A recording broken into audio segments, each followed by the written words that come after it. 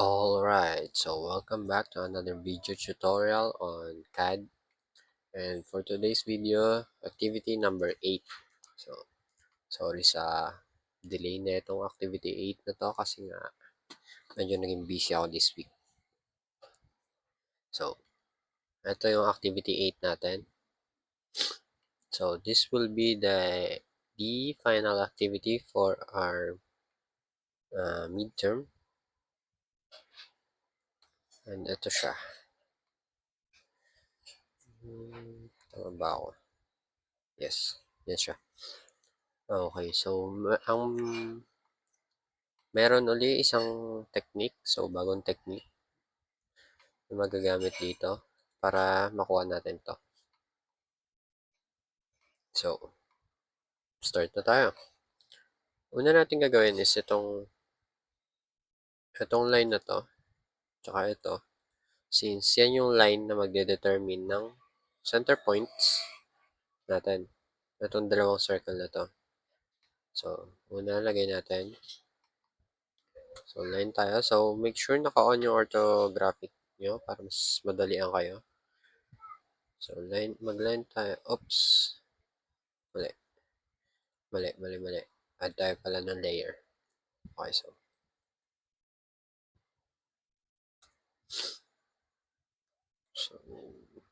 nalimutan ko mag-add ng layer.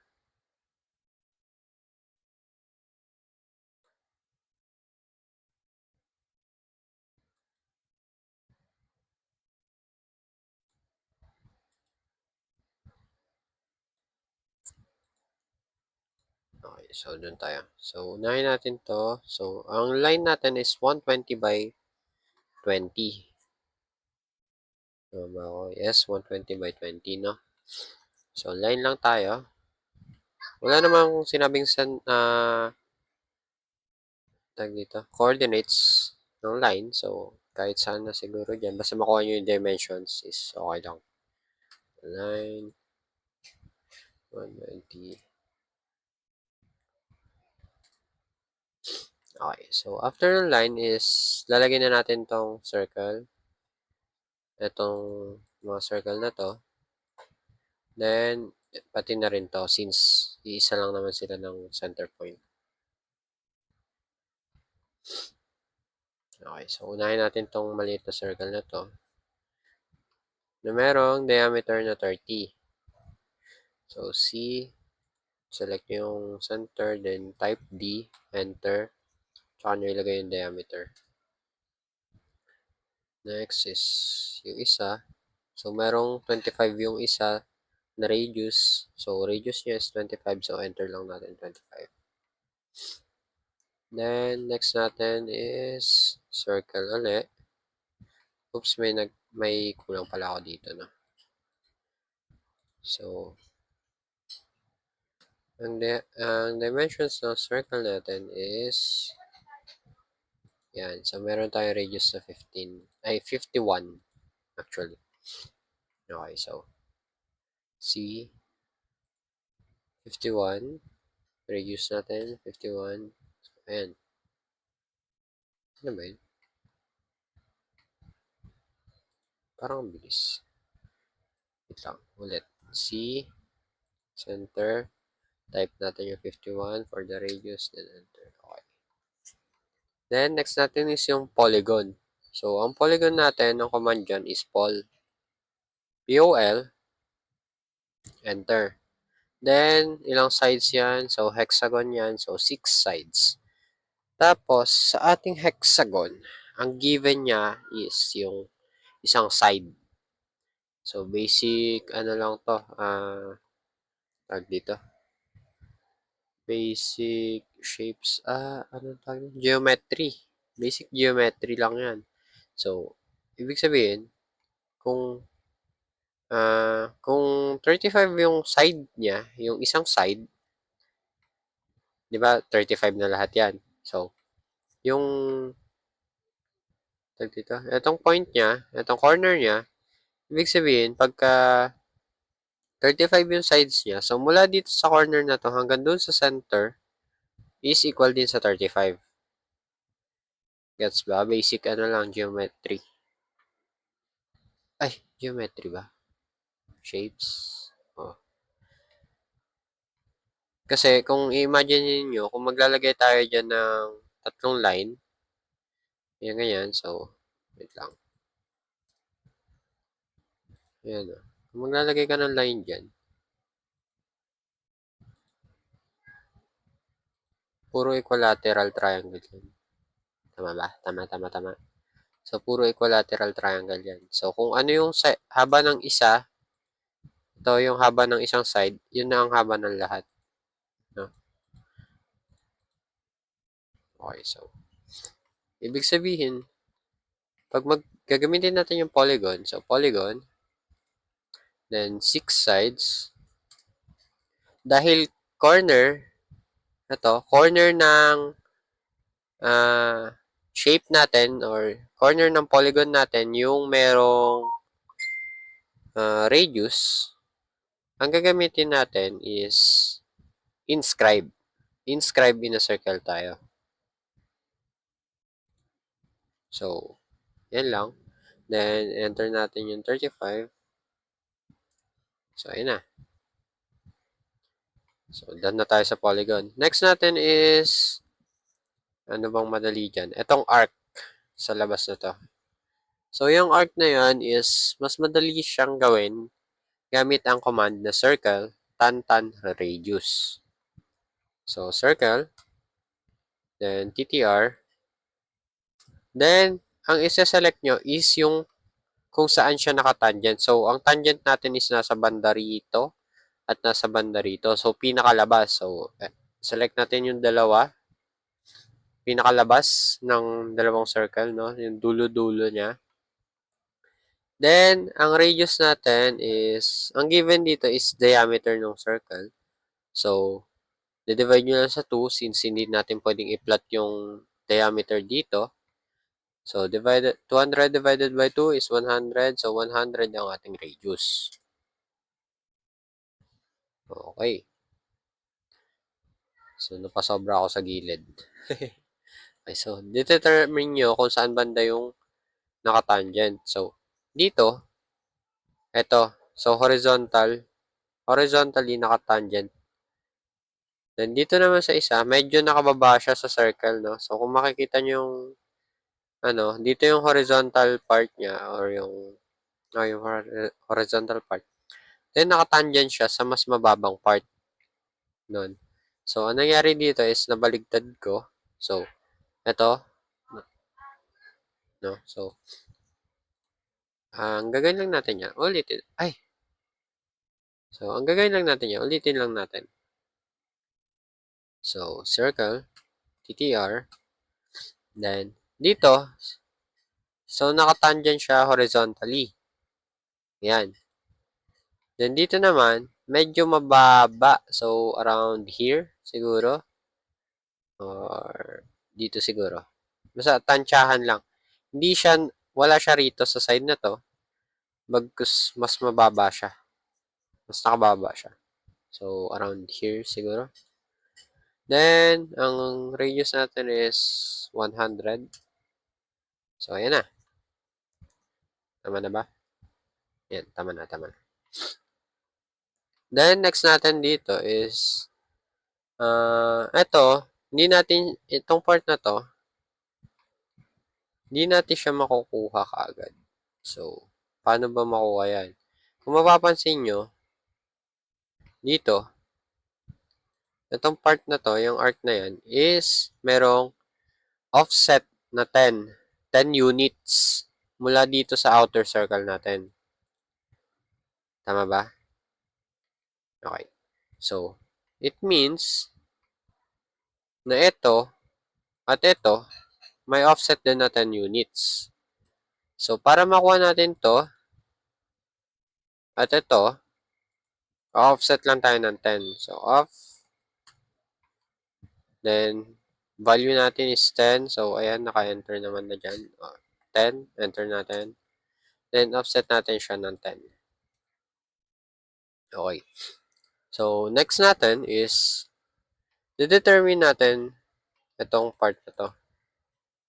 So, ito, wala kasi siyang dimensions, no? So, medyo kailangan natin mag-analyze dito ng maigi.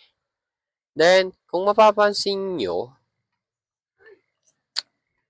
itong part na to is mukha siyang may offset din na 10. No? Tingnan nyo. Kasi, parang siyang ano eh. Kung mag-a-analyze kayo, itong part na to rito, wait lang. Oopsie. Uy, ba't naging dilaw yan?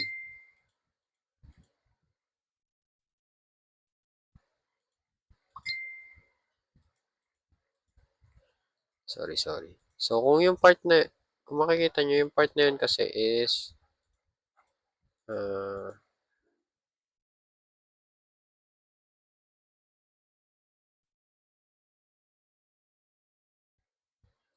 yari.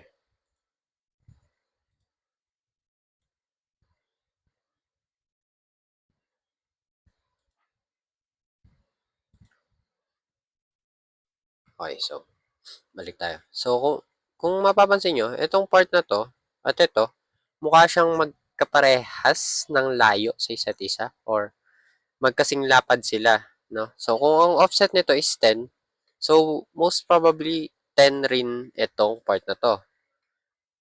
So assuming lang. Then, kung mapapansin nyo, ito rin is kapantay niya. So, parang itong part na to is nagkaroon ng, ayun o, diba? Ayun, so, parang connected tong dalawang maliit na arc, no? Ito at ito. Mukha siyang connected. So, para siyang bumuo ng isang arc or isang circle, ganun. Parang magkadugtong siya sa isang arc. So, ibig sabihin, kung offset nito is 10, then, ang offset nito is 10.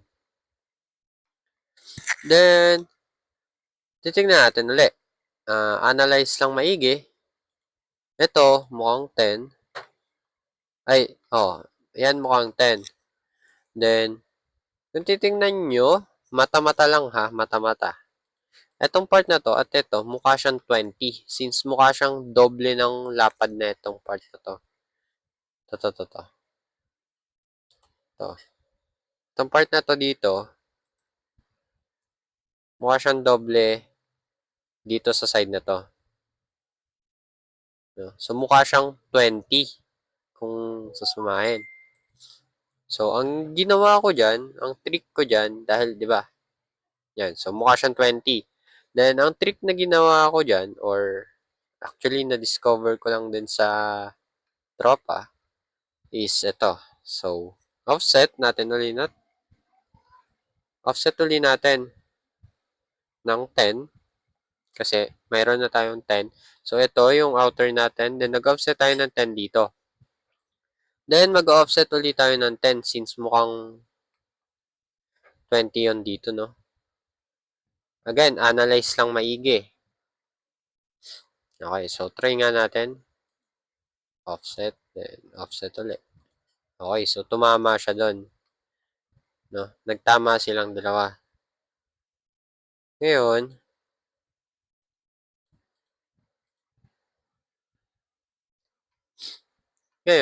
paano natin kukunin yung circle na to? Or yung arc na yan?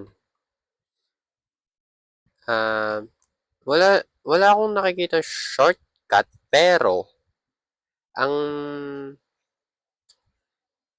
nakikita ko dito, yan sa taas, so mayroon tayong circle na tinatawag na tan-tan-tan.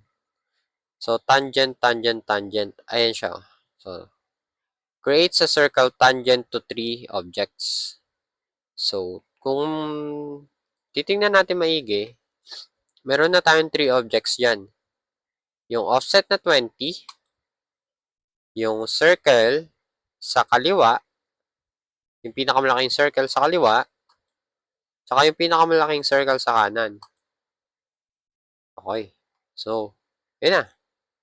So, tan, tan, tan. So, siya nang mag-enter ng radius or diameter based dun sa 3 points na binigay mo. So, basically, gagawa siya ng circle within those parameters or dun sa 3 points na yun, i-connecta niya yung circle na yun.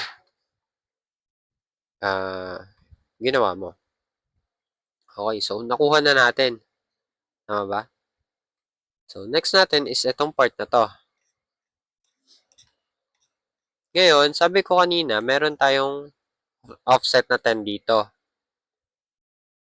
Tapos, nakuha na natin to. So, ngayon, ang next step natin is, syempre, mag-offset tayo dito. Para makuha natin yung arc na to. Okay? So, offset. Tapos, 10. Since 10 yung value na nakikita ko or na-analyze ko dun sa drawing. Then, offset natin palabas. Yan. Yan, escape. Ngayon, yung offset natin kanina, di ba tatlo yan? So, ito yung labas. Ito yung 10 na offset. Tsaka ito yung pang 20. So, para hindi kayo masyado malito, burahin nyo yung pang 20. Yan. So, yung pangatlong bilog na paloob, pinakamaliit na malaking bilog. Pinakamaliit na malaki. So, burahin nyo yan para di kayo masyadong maguluhan. Okay? So, ngayon, gagawin na natin tong circles na to. So, may tatlo tayong circle. So, ang una, yung dito sa ating pinakakaliwa, meron tayong radius na 6. Then, sa gitna, meron tayong radius na 10.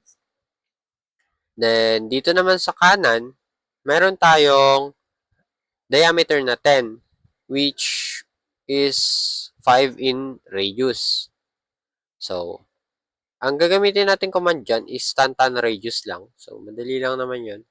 Kasi, bakit tantan radius? Kung makikita nyo, yung offsets, ito, tsaka ito, actually, itong isa, yung huli, hindi siya offset, no? So, yung circle mismo yun.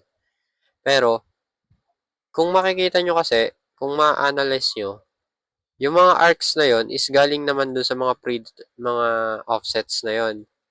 No? So, hindi tayo nag-arc na command, bagkus nagputol lang tayo ng circle na nakatangent sa predetermined circle natin. Itong mga circle na to. So, actually, hindi tayo nag-arc, kundi nagputol-putol lang tayo ng circle. Okay. So, itong part na to, merong 3 points yan. So, 1, 2, at 3. So, dyan tayo tangent radius, no? So, C, TTR, then yung dito sa kaliwa, pinakakaliwa, ang radius natin dyan is 6. So, select lang natin yung dalawang points na yon, then enter natin yung radius, which is 6, then enter. Same lang din dito sa gitna, tsaka do sa kanan. So, C, TTR, then select the 2 points, and enter natin yung radius. Then C, TTR. Okay. So, next natin is itong part na to. No? So, ganun lang din. C, TTR lang din. C plus TTR pala. Okay. So, baka nagugulan kayo. C plus TTR. Okay. Sorry. So, C, TTR. Ngayon, ang radius natin is sa baba, meron tayong radius na 2. Sa taas, meron tayong radius na 5. Okay, so unahin natin yung baba. So, hanapin nyo lang din tong triangle na to. Yan, tong part na to. Then, yan.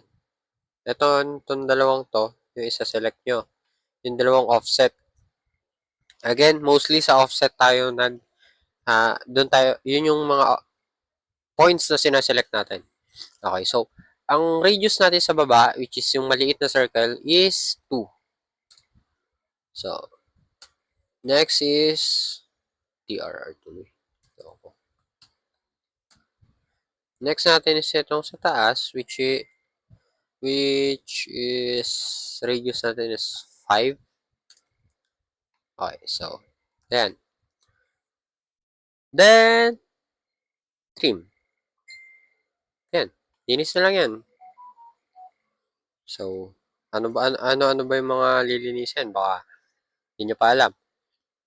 So, magbe-base lang naman tayo dyan sa reference. So, sa reference, wala, okay, so, TTR. Sa reference, wala ito. Yan. Wala yan.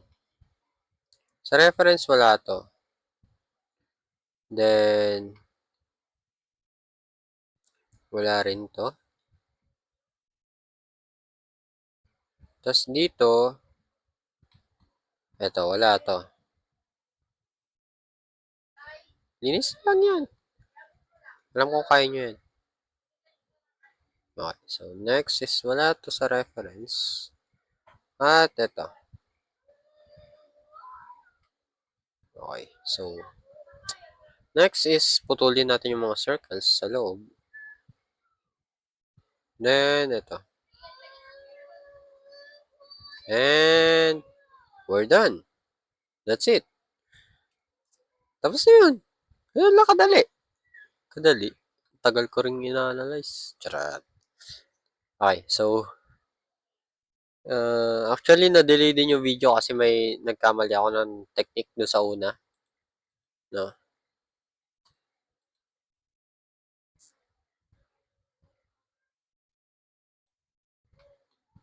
Tama ba ako? Tama na. Yes, mukhang tama naman na. Okay. Tama ba? Okay, tama. So, next is dimensions na tayo. So, hindi ako nag-predetermine ng mga dimensions ko. Kupal. Okay. Okay, so, nalalagay lang natin. So, unahin natin yung mga madadaling lagyan ng dimensions.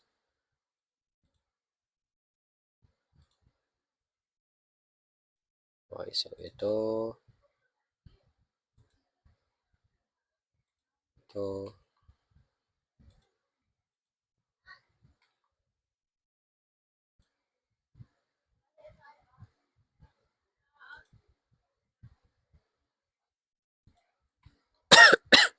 Sorry.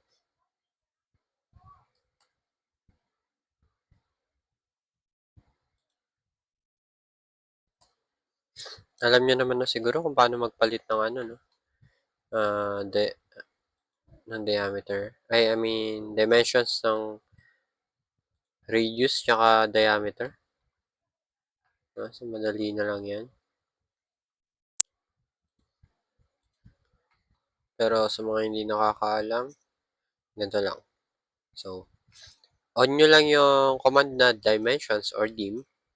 Then, select nyo or, yan. Select nyo lang yung arc nyo. Yung arc na lalagyan nyo ng dimensions. So, ito. Select natin to.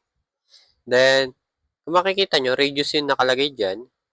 Pero hindi ko pa na i-snap or hindi ko pa na-place kung saan ko ilalagay ang ating text. Ngayon, ang gagawin ko, bago ko i-click yung text, kung gusto ko siya maging diameter, tatype ko yung D, then enter. Pag gusto ko naman maging radius, R, enter. Yun lang naman. Kaya nyo yan.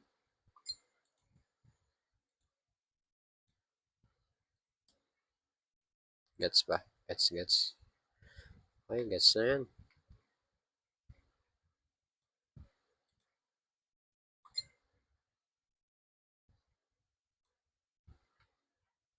May nakalimutan ba?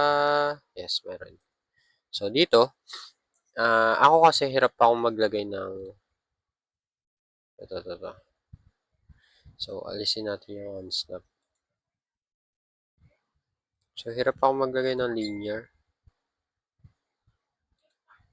Ayun, no? Hindi sakto, no? Wait lang.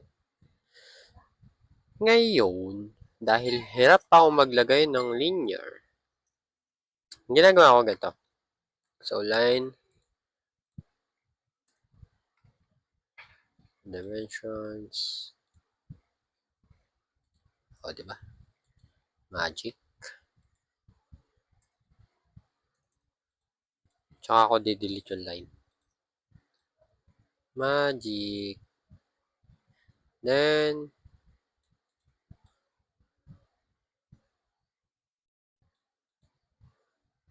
ayun na. Kaya na bahala mag-ayos. Okay. So, dito ulit. Uy, ano to? Yan na. So, line natin is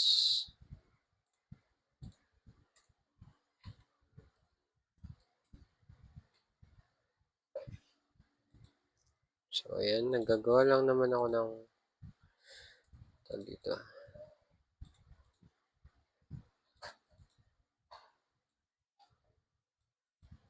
Yan. That's it. Oops. Okay, so that's it. Ganun na naman siya kadali. Kadali. Okay. So, ngayon, yun lang naman. Actually, ang lesson lang dito is the tan-tan-tan or tangent between 3 points ng circle natin. And that's it. See you in the next video. See you on finals and titingnan natin kung ano mangyayari sa exam. Good luck!